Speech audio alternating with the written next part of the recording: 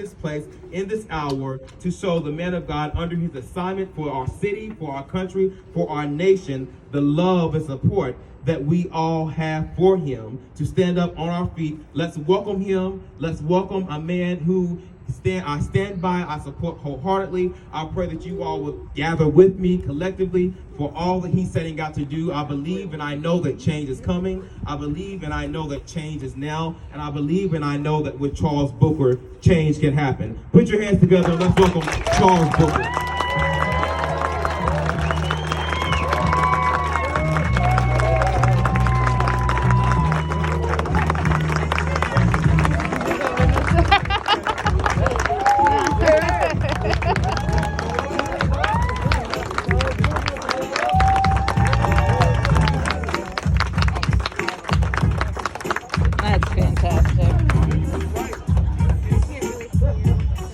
Yeah, you could if you stood up.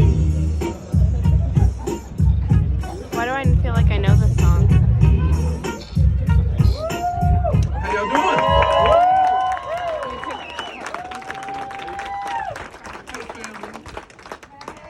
Hey! So good to see you all. Thank you all for coming out this evening. I feel the breeze. I hope you're okay with a little bit of breeze, because we're going to breeze Rand Paul out of office.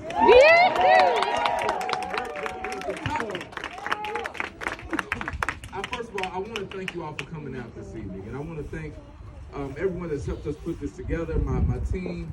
So I'm building a campaign that is focused on Kentucky, and so I'm pulling a team together all across the Commonwealth.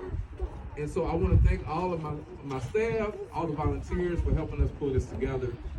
We got a lot of work to do, and it's going to take a lot of people power to do it. And I also want to acknowledge Daniel and Dylan and our incredible performance today. Thank you all for pouring out your voice, your heart, and your concern for Kentucky. If there is an educator in the room, in this place, that understands what Daniel was talking about, I want to thank you for your service. Everyone that is here, I don't know your stories individually, but I know you have one. And I know that we have been facing some incredibly difficult times.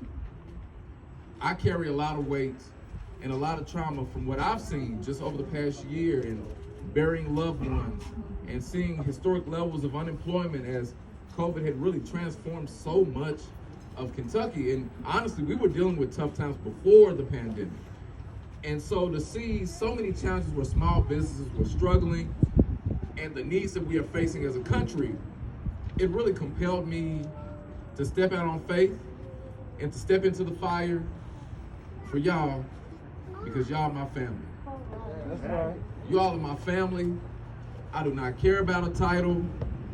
I've been in public office. It is the twilight zone. The only reason I'm doing this is because I know we deserve better. And I know if we stand together, we can do it.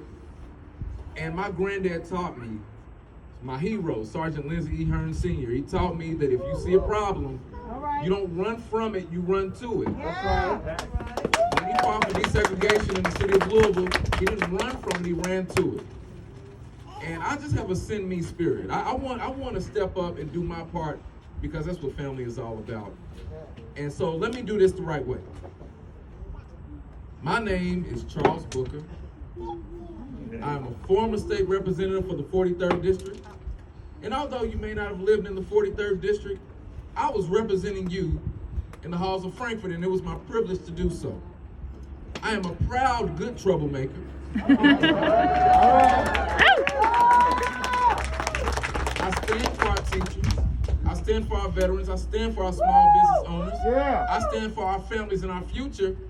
And this year, I'm running to earn your support to be your next United States Senator.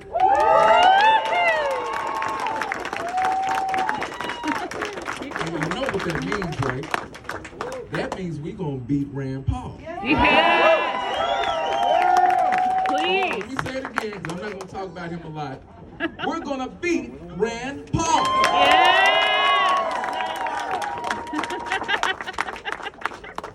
I told you that you're my family. You all adopted me in. You didn't know that. but you did, and I'm good company. I come from a really big family. I'm one of over 70 grandkids. Wow. I'm serious. I get the wows every time. So my grandparents had 11 children biologically, and then they opened their home to foster care. So for like 30 years, they were bringing children into the house, and they adopted the last 7. And our family just kept growing and growing, and it really taught me community at an early age. Now, when I was little, it sort of pissed me off because I had to share everything. But what I realized is the power of seeing a world that's bigger than yours, seeing perspectives that are beyond you, knowing that working together is how you can make things happen. And I'm only here but by the grace and love of my family. And so when I say that we're connected, I feel the responsibility of honoring my family, honoring you. And I want us to have leadership in Washington that cares about us. I want us to have leadership in Washington that will not exploit us, that will not turn a back on us when hard times hit. If any of you all have followed me, I share a lot about my story. I won't bombard you with all of that now, but let me tell you a little bit about why I'm doing this. I do not come from politics. Both of my parents dropped out of high school. My dad dropped out to join the Army, wanted to protect our country and take care of our family. And so every service member here, I thank you. Absolutely. Especially now, with all the conflict we're seeing. And my mom dropped out to be mom number 2, because I told you about this big old family. And so, although we were rich with love and faith, and both my parents are ministers too, so if you hear the cadence here, I get it honest. I'm not here to preach at you, but I do get it honest. But although we had faith and love and family, we never had a lot of money. And I was on food stamps and free lunch all through school. There were times that the lights would be cut off, water would be cut off. There were times that me and my mom didn't have a place to stay.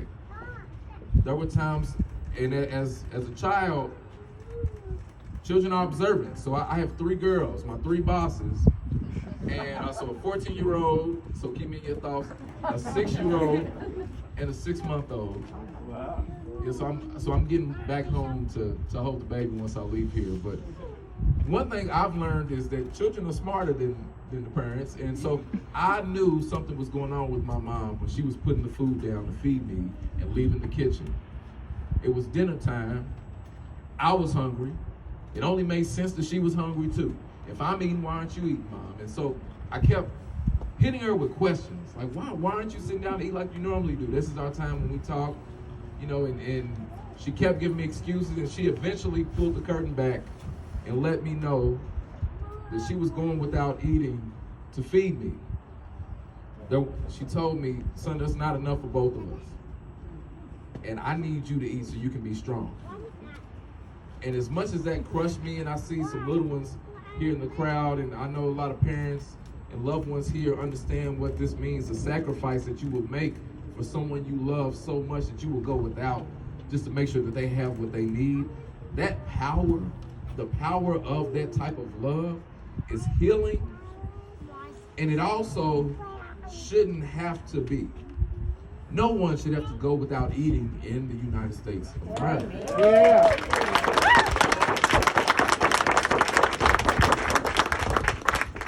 And also, if you followed much of my story, I share about being a type 1 diabetic. So I became a diabetic when I was in high school. And if you know anything about insulin, if you know anything about this, I take 2 types of insulin. It's expensive. And depending on my insurance, and sometimes we didn't have it, it would be over $1,000 a month for me to get the insulin I need to stay alive. And I don't know your story, but I'm sure if it's not you, you know somebody. With my girls, I faced a moment where I had a week until payday and I was out of insulin. I could have used the little bit of money I had left to get my refill, or I could feed my girls. And you know what I chose to do. I chose to make sure my girls had food for the week. So I rationed my insulin. And I nearly died from diabetic ketoacidosis. And when I share that, it's hard to talk about it. Because my body shut down. And my daughters came to the hospital to hug me, and I couldn't lift my arms to hug them back. That's not a Republican issue. That's not a Democrat issue. That's a humanity issue.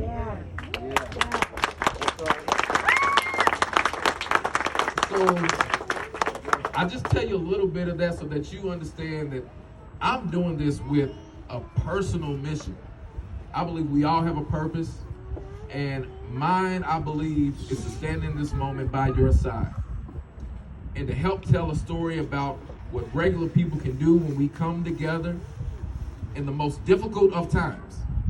And so the reason I wanted to be here early, and I'm not going to hold you because I know you feel that breeze. It feels good to me. I'm not going to hold you. The reason I wanted to come here early, I want to share the uniqueness of this moment, but I also want to put some love on it. Because I know that you're feeling all the division, all the dysfunction, all the corruption, all the hatred, and a lot of folks feel cynicism, feel hopelessness, and you might feel that. I don't blame you. If you've ever felt like throwing your hands up and just saying, look, I'm not going to worry about those corrupt politicians, I'm just going to do what I got to do to survive. I understand. But I'm here to tell you, we cannot just let them take our power and screw us. That's right. You may feel frustrated. But this is a moment when we need to push through that frustration. We got to find the resolve to say that although this is tiresome, although we have been exhausted by this pandemic and all this dysfunction, all the craziness in Frankfurt, which is the Twilight Zone, and in Washington, we are going to take a stand for Kentucky. Yeah. And I told you I wasn't going to preach at you. Because I said, no matter what you believe or what you don't believe, I love you. And I'm here with you, just understanding this moment. But growing up in the church, we would have a moment where we would come together and remember why we do what we do, who we are, what we are standing for, and we would call it a revival. And I just believe Kentucky needs a sense of revival. Honestly, I think the country needs it. I believe we need to remember who we are as Americans. I believe we need to remember who we are as Kentuckians. Not about party, but about Kentucky. Because this is a time where the change will only happen if we lock arms together.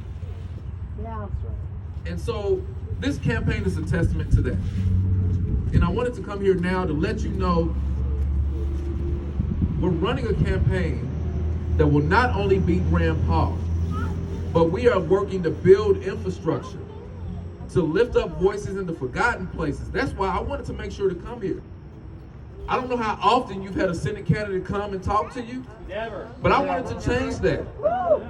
Because so many people across Kentucky are ignored and abandoned and forgotten about and exploited, and I am sick and tired of it. So I'm here early because we got a lot of work to do. Yes. There are a lot of people that are saying there's no way that someone that is not registered as a Republican can win in Kentucky. And there are some that say, you're going to be shocked to hear this, that a black person can't win in Kentucky. I know this is surprising to you. But in spite of the doubters, I've seen hard times. I've been counted out. I know you feel that too. As a Commonwealth, we have been counted out. We've been mocked. We've been dismissed. I have no problem proving the doubters wrong.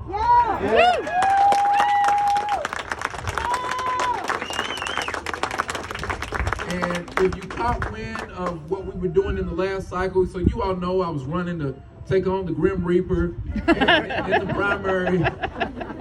You know it's true. And in the primary, I was outspent majority of the campaign like 50-1.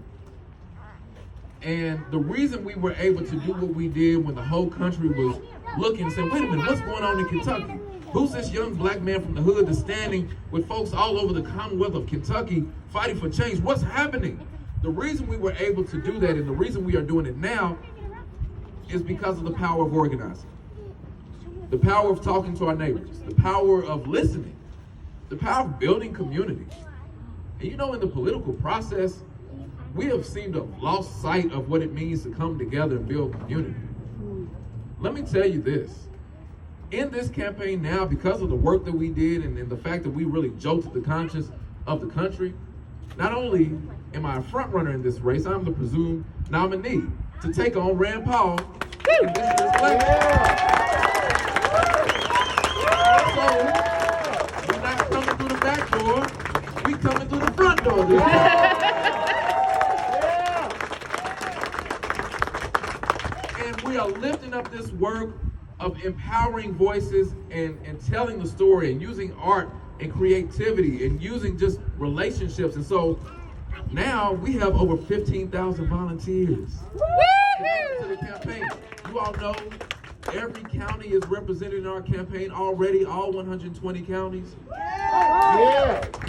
are building this from the ground up, and we are showing that Georgia was not a fluke. Yes. And you'll get to meet my manager. She was past chair for Gwinnett County, worked with Stacey Abrams, actually helped me get my first internship. So she's been doing this for a long time. And one thing that she will tell you that I'm going to echo now is nobody at the national level thought that Georgia would win 1 seat, let alone 2. They laughed at the idea. But in the face of all the doubt, regular folks organized. They talked to communities that don't typically vote. They went and talked to their family, their friends, their church members, their neighbors, their colleagues, and said, not only should you register, but let's organize on issues. Let's fight back together. And I know you know this to be true. If you listen to someone, you show them love, you treat them like they matter. One, you find common bonds. You build relationships, and you find opportunities to work together. It really is that simple. This is the spirit of the civil rights movement. This is the spirit of the Rainbow Coalition. This is the spirit of Kentucky. This is just simply our dedication to ourselves. And the reason we need to do this now is because there's a historic chance for us to transform our future. And we got to do it. So the infrastructure bill, well, it's law now that passed, is going to provide millions, billions of dollars of investment. Money coming to the Commonwealth that's already being put to use. We need to strengthen the 65 corridor and make sure that local businesses are able to thrive. We need to make sure the internet isn't crap across Kentucky. We need to make sure that you have the support that you need to realize prosperity. I believe we need a Kentucky New Deal. I believe we need to seize on the investments in our infrastructure, in our people, and protect our pursuit of democracy. And I believe we need to do it ourselves, Kentucky. And so I'm calling this a Kentucky New Deal. This is our chance to take our future back. And I gotta do it with you. So my premise is that I believe all of you deserve life, freedom, and prosperity. That's not a partisan statement. That's just a humanity statement. And I believe that means everyone should have quality health care. I believe that means we should stand up for our veterans who have gone and served our country and make sure that when they come back, they have the benefits they need, they have quality housing, and that they're not blocked from economic opportunities. I believe that means we should stand for our educators and fully and equitably fund our public schools and make sure we're paying our educators.